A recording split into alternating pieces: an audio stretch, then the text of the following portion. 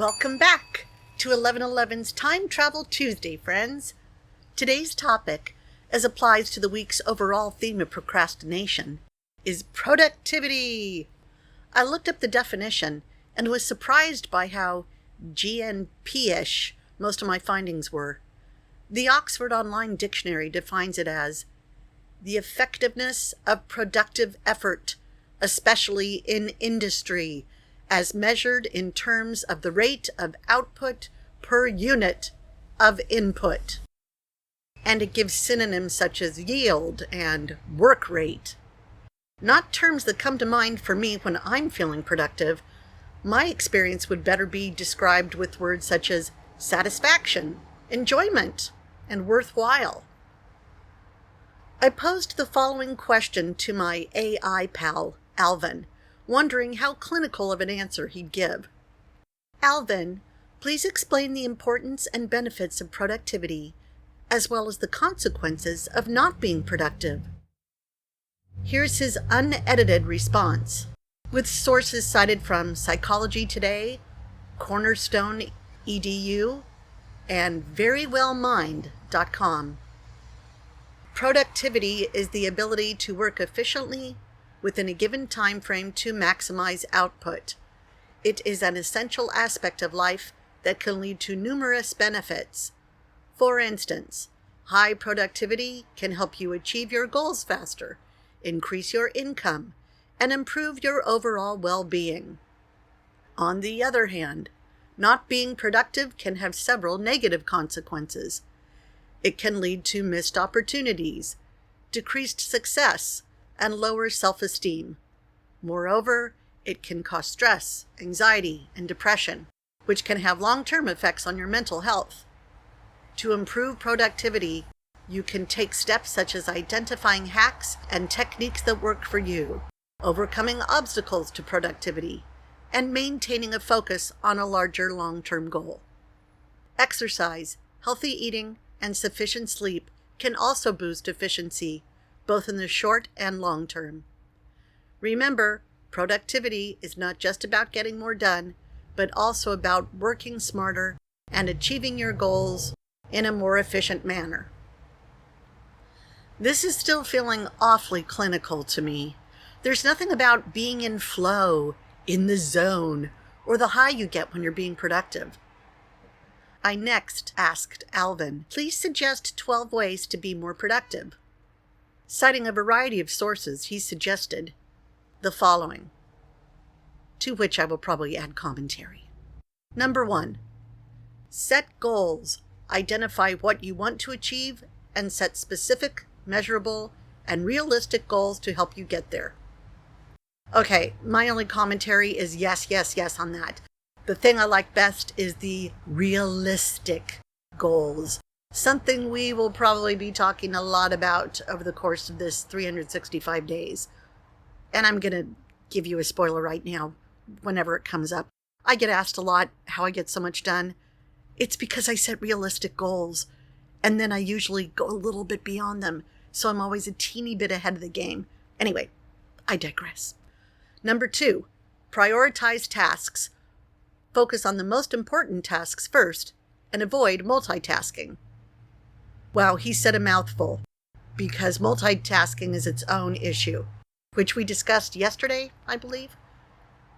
And focusing on the most important tasks, let's just say I may revisit that down the line. In fact, I think we've got something on priorities coming up in one of the next few weeks. Maybe we'll cover it then. But so far, so good, Alvin. Number 3, eliminate distractions. Reduce outside distractions by simplifying your surroundings, using noise-canceling headphones, and keeping your workspace clean and organized. I totally agree with most of that. However, I do also think, this is going to be so controversial, I think we collectively need to get better at managing the ability of distractions to distract us. We need to kind of mentally toughen ourselves to resist distractions without having to just remove them. We need to be able to not give in to them. It isn't just about having your phone away from you so you won't be tempted to check messages or go on social media. We need to be able to have the self-discipline to have it right in front of us and still not be distracted. Anyway, boy, I'm going to lose listeners probably with my thoughts here. Remember, this is just one person's opinion and not the entire Academy or the Bureau. Keeping your workspace clean and organized, absolutely. That will be so much easier for you. I've always been teased about having, well, I don't have it right now because I live in an efficiency place, but I used to always have my spices in alphabetical order. It was because then I never had to think. I knew exactly, or my hand knew exactly where to go, and afterwards I knew exactly where to put it in the empty space. I miss those days. I don't know if I'll ever get back to that because my place is so darn small and I have more spices than ever. More of an eclectic palette than ever, we'll say that. Next, take breaks. Oh, absolutely. Regular breaks can help you stay focused and avoid burnout. Yes, yes, yes, Alvin. And 5, use time management techniques. Use techniques such as the Pomodoro technique to manage your time effectively. You know what? I've just read about that again recently, and I used to know what it meant, but now I forget. I'm going to put you on pause for a sec while I go look it up. Tick tock, tick tock, tick tock. Okay, I'm back. I did look up the Pomodoro technique, as well as a reminder of why it's called that. Pretty cute story there. So I see that you're to select a single task to focus on, set a timer and work continuously for 25 minutes, take a productive 5-minute break, and repeat this for 4 rounds. Thereafter, you take a longer break for 30 minutes and repeat again. Okay, that's fantastic. I have a feeling that works wonders for a lot of people. It would not work at all for me. If I am in the middle of writing something, I don't usually have notes. I just go. So if I have to stop after 25 minutes, I will lose all steam. I will lose my progress, not meaning I'll lose the document, but I'm on a roll and I shouldn't stop the roll. So it's totally different for everyone.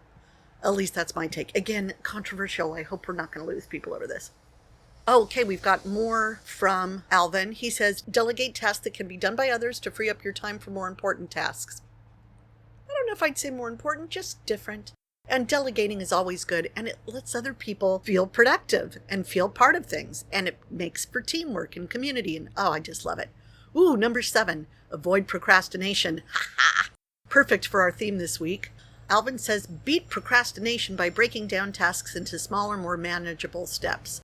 I am all for that. When people tell me they're overwhelmed and they don't know where to start, I say, just start somewhere. It doesn't matter what you do. Anything you do is more than you would have done otherwise. So just start anywhere. It doesn't matter if it's the best place to start. By starting, you'll create momentum and you'll keep going. Okay, number 8, stay organized. Use tools such as calendars, to-do lists, and productivity apps to stay organized and on track. Absolutely. But we don't want to be slaves to those. Those can take up a lot of time. I have been so busy in the last few months, or I shouldn't say so busy. I've had so much I've needed to accomplish in the last few months. I literally have not taken the time to do my usual to-do lists with hierarchies and all that stuff because there's no time and those take time. In the last few months, I've given myself 4 big projects a day. I know what they are. I mentally record them and then I do them, but I don't need to write them down because they're only 4 and boy, oh boy, will I not forget what they are. Okay, let's see what else. Oh, get enough sleep. That's number 9. That would be fantastic, Alvin. But the thing is, if we're not being productive, we're probably not getting that much sleep because we don't think we can. Anyway, that's kind of a cycle thing that's going to be tough to break. But you never know. Maybe starting by getting enough sleep will help us be more productive, which will then give us more time to get more sleep. Number 10, exercise regularly. It can help boost productivity by reducing stress and increasing energy levels. Absolutely. And it's just a celebration of life and movement, and it's fun. Stay hydrated. Drinking enough water can help you stay alert and focused. I didn't know that drinking water could help you stay alert and focused. Take that, Red Bull. And number 12, take care of your mental health. Prioritize your mental health by practicing mindfulness, meditation, or other stress-reducing activities. I love that Alvin included that. Mental health and, for me, spirituality are the most important thing in my life. They dictate everything else. So I spend several hours a day dedicated to that kind of stuff. It probably doesn't go quite the way I intend because I usually fall asleep. But I wake up again later and have learned a few things and have had epiphanies and breakthroughs and all that sort of stuff. But it's not like I ever make it through 4 hours straight late at night without dozing off. Okay, Alvin, you've had your say with my snarky comments. And now, for better or worse, I'm going to give my own 5 suggestions. Number 1, put on some favorite music as you do physical tasks and sing along loudly. I'm never more productive than when I'm enjoying myself. Number 2, have everything out that you need for a particular project. And when you're done with an item, move it to the side, preferably out of sight. Having only in front of you what is needed next will keep you focused. When you're done and all items are moved to the side, scoop them up and put them away. Number 3, reward yourself in some little way for each task completed. It could be getting up and stretching. It could be making a cup of tea. It could be watching a few minutes of an episode of something. Number 4, and get up and move between tasks.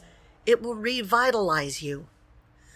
That isn't quite the same as what Alvin said about exercise regularly. Even when you can't flat out exercise, just get up and move.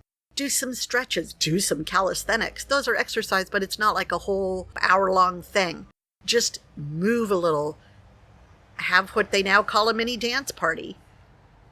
The main thing is to celebrate everything. Celebrate life, celebrate work, celebrate fun. Life is a celebration. Okay, finally, number 5 for me is vary your activity. For example, don't just keep churning out podcast scripts one after the other. Complete one, then do something totally different, such as wash the dishes or take the dog out. Give your brain a break while being productive by varying spreadsheet work with creative work. Take those suggestions, both mine and Alvin's, for whatever they're worth.